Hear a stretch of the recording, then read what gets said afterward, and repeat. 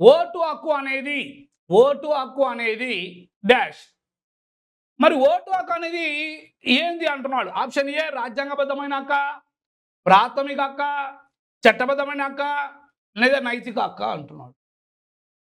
అసలు ఓటు హక్కు అనేది రాజ్యాంగంలో రాజ్యాంగంలో ఓటు హక్కు ఓటు హక్కు గురించి 15వ భాగంలో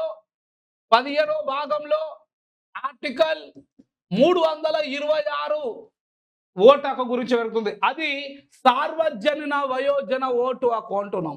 సార్వజనీన వయోజన ఓటు హక్కు. అసలు ఇది తెలుస్తేనే ఇప్పుడు దాని క్వశ్చన్ ఆన్సర్ తెలుస్తుంది.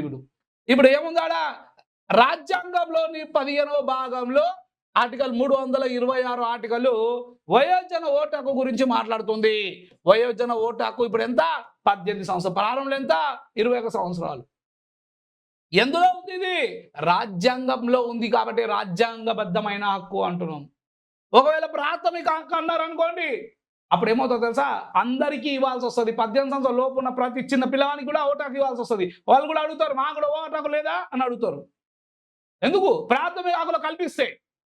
ప్రాథమిక హక్కు అంటే ఒకవేళ, కాబట్టి ప్రాథమిక అనకూడదు, రాజ్యాంగబద్ధమైన హక్కు అనాలి. రైట్ అమ్మా. చట్టబద్ధమైన హక్కు కాదు, నైతిక హక్కు కాదు. ఏంటది?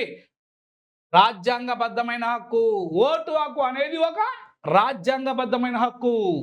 రైట్.